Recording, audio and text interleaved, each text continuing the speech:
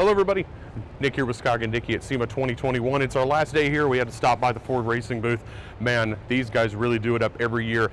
Look at how bright some of these projects are. Dane and I are going to walk around and get some shots earlier so you can see some of the cool stuff they have here. I feel like I need to be wearing some shades.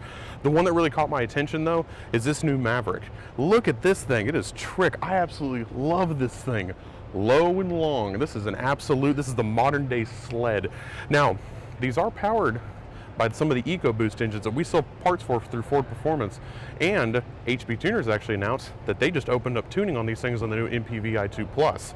So get a look at this thing. If you guys are looking to tune up one of these, give us a holler, and if you're making it look as cool as this, send us some pictures.